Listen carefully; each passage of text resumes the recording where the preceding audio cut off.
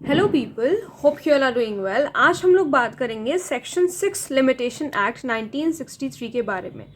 Section 6 बहुत ही ज़्यादा important section है और ये बताता है लीगल डिसेबिलिटी के बारे में। लीगल डिसेबिलिटी इस सेक्शन में ऐसे डिफाइंड है where a person entitled to institute a suit और make an application for the execution of a decree.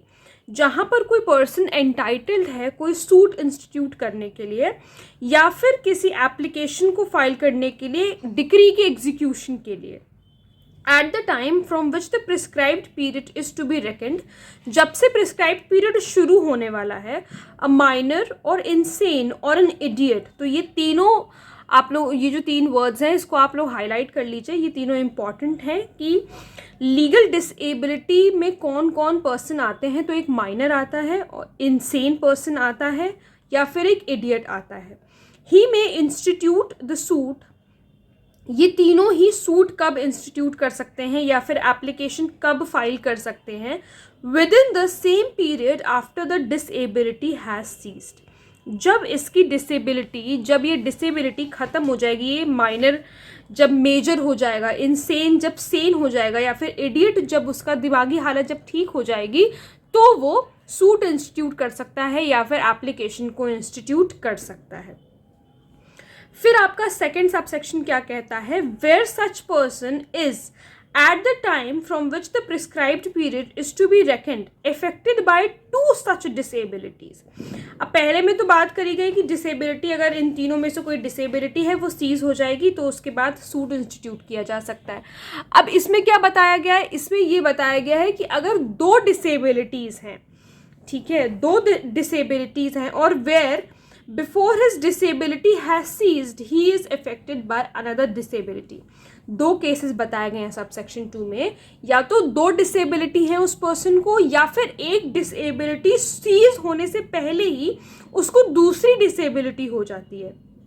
तो क्या होगा, he may institute the suit और make the application within the same period after both disabilities have ceased. तो जब दोनों disabilities उसकी seize हो जाएंगी, जब दोनों डिसेबिलिटीज उसकी ख़त्म हो जाएंगी, तो वो सूट इंस्टीट्यूट कर सकता है।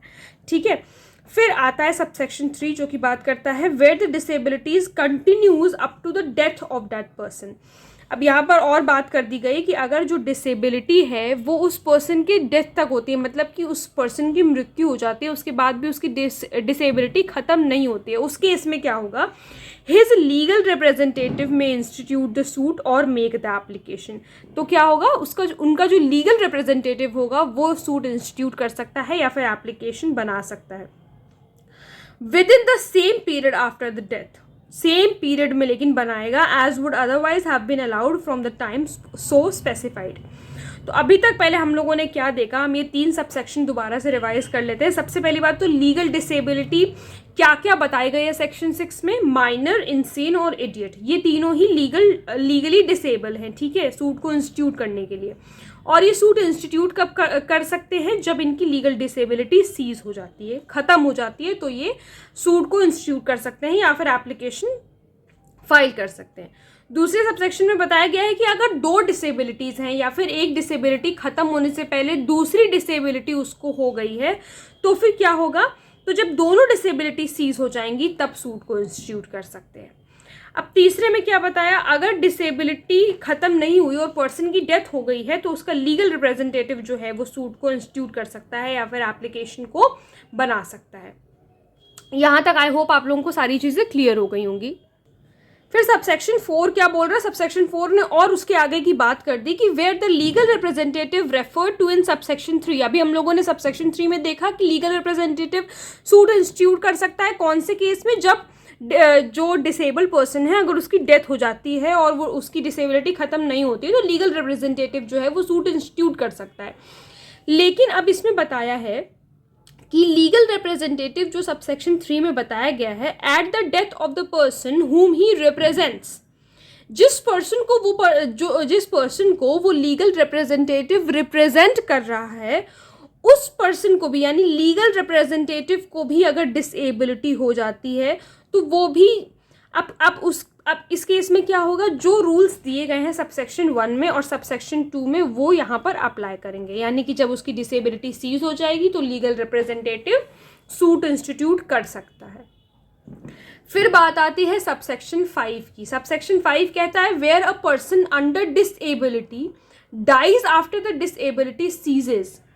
डिसेबिलिटी सीज होने के बाद अगर किसी पर्सन की डेथ हो गई है, but within the period allowed to him under this section, his legal representative may institute the suit or make the application within the same period after the death.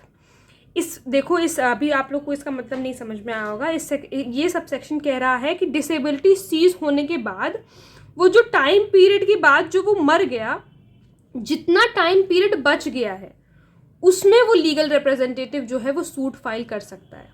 जैसे जो पर्सन है उसकी disability cease होने के बाद वो मर गया, ठीक है, जितना टाइम पीरियड बचा है उस टाइम पीरियड में लीगल रिप्रेजेंटेटिव सूट फाइल कर सकता है। इसमें जो एक्सप्लेनेशन दिया है ये बहुत ज़्यादा इंपॉर्टेंट है। एक्सप्लेनेशन कहता है for the purposes of this section, minor का मतलब इसमें बताया गया। हमने जनरली माइनर का मतलब क्या पढ़ा है, या अभी तक हम पढ़ते आए हैं कि माइनर का मतलब है 18+। बिल्कुल 18+ होता है कि जब पर्सन 18 ईयर्स अबव हो जाता है तो हम उसे मेजर कहने लगते हैं। लेकिन इस सेक्शन में माइनर का मतलब है, माइनर में वो चाइल्ड भी इंक्लूड होगा जो कि वूम्ब में है, यानी कि जो बच्चा माँ की कोख में है वो भी इसमें इंक्लूडेड होगा। ठीक है, तो आई होप आप लोगों को सेक्शन 6 अच्छी तरीके से समझ में आया होगा। नेक्स्ट वीडियो में हम लोग बात करेंगे सेक्शन 7 के बारे में। अगर कोई प्रॉब्लम है तो please let me know in the comment section, और अगर आप लोग किसी टॉपिक पे वीडियो देखना चाहते हैं तो वो भी प्लीज़ मुझे ज़रूर बताइएगा। Thank you so much.